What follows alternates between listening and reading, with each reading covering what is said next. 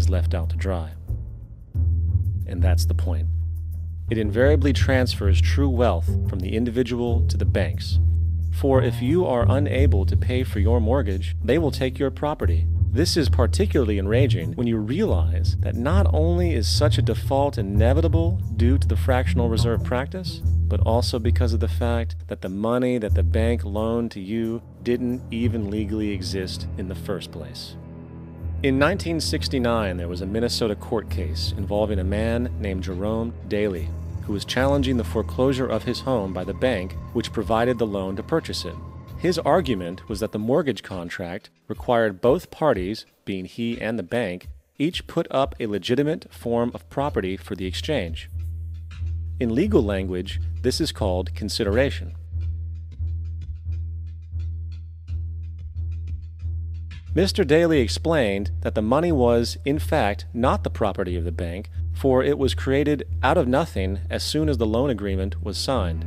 Remember what modern money mechanics stated about loans? What they do when they make loans is to accept promissory notes in exchange for credits.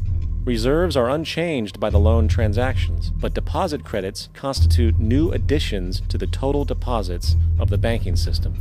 In other words, the money doesn't come out of their existing assets. The bank is simply inventing it, putting up nothing of its own, except for a theoretical liability on paper.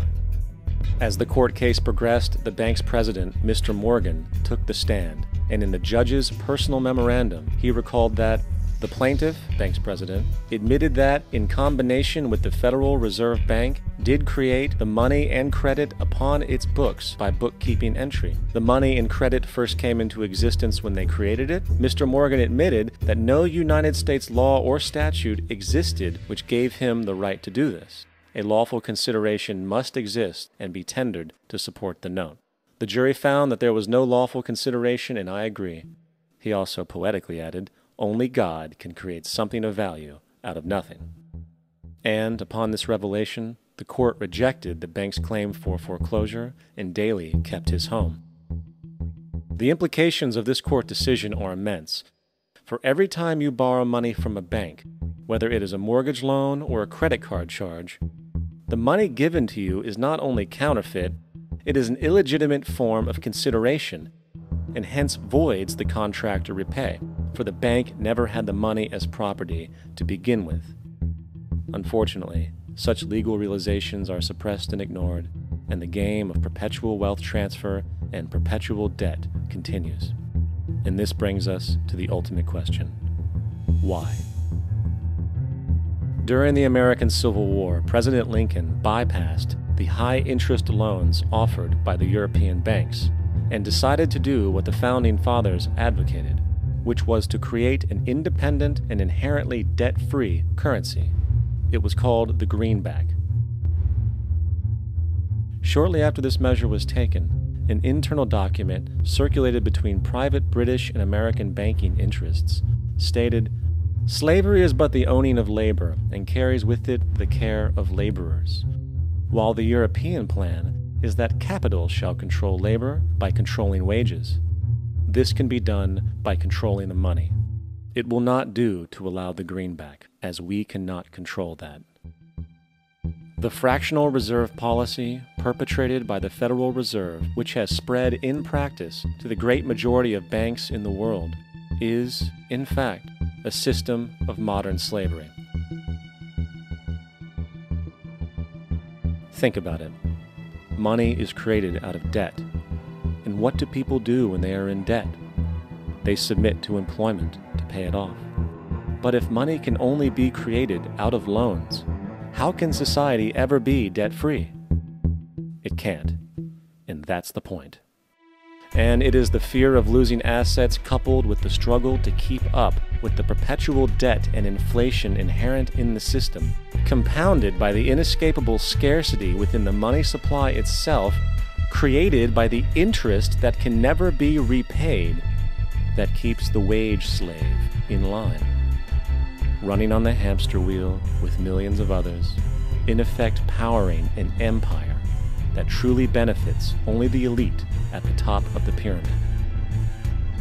For, at the end of the day, who are you really working for? The banks. Money is created in a bank and invariably ends up in a bank. They are the true masters, along with the corporations and governments they support. Physical slavery requires people to be housed and fed. Economic slavery requires people to feed and house themselves. It is one of the most ingenious scams for social manipulation ever created, and at its core, it is an invisible war against the population. Debt is the weapon used to conquer and enslave societies, and interest is its prime ammunition. And as the majority walks around oblivious to this reality, the banks, in collusion with governments and corporations, continue to perfect and expand their tactics of economic warfare, spawning new bases, such as the World Bank and International Monetary Fund, while also inventing a new type of soldier, the birth of the economic hitman.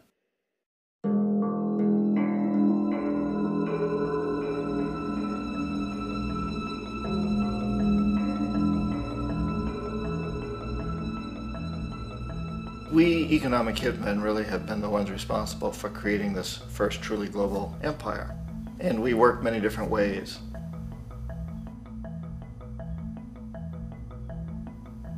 But perhaps the most common is that we will identify a country that has resources our corporations covet, like oil, and then arrange a huge loan to that country from the World Bank or one of its sister organizations. But the money never actually goes to the country. Instead, it goes to our big corporations to build infrastructure projects in that country, power plants, industrial parks, ports, things that benefit a few rich people in that country, in addition to our corporations, but really don't help the majority of the people at all. However, those people, the whole country is left holding a huge debt. It's such a big debt they can't repay it, and that's part of the plan, that they can't repay it. And so at some point, we economic hitmen go back to them and say, listen, you owe us a lot of money, can't pay your debt, so sell your oil real cheap to our oil companies. Allow us to build a military base in your country, or send troops in support of ours to someplace in the world like Iraq, or vote with us on the next UN vote. To have their electric utility company privatized and their water and sewage system privatized and sold to U.S. corporations or other multinational corporations. So there was that whole mushrooming thing, and it's so typical of the way the IMF and the World Bank work, that you put a country in debt, it's such a big debt it can't pay it, and then you offer to refinance that debt and pay even more interest.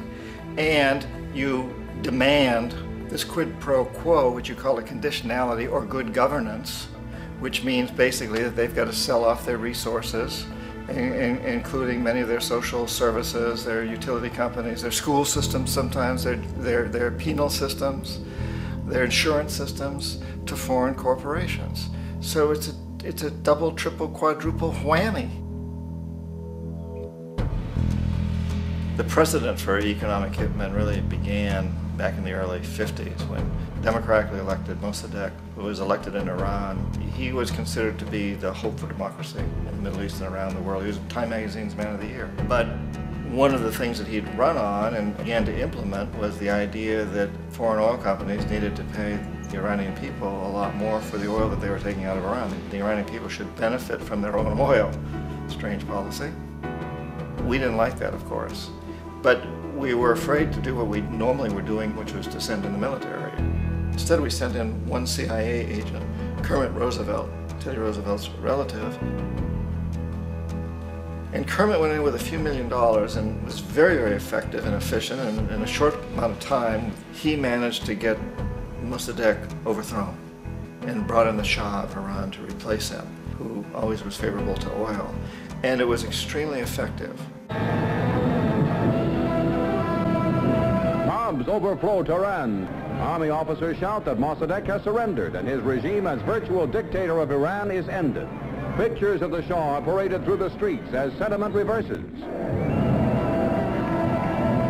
The Shah is welcomed home. So back here in the United States, in Washington, people looked around and said, wow, that was easy and cheap.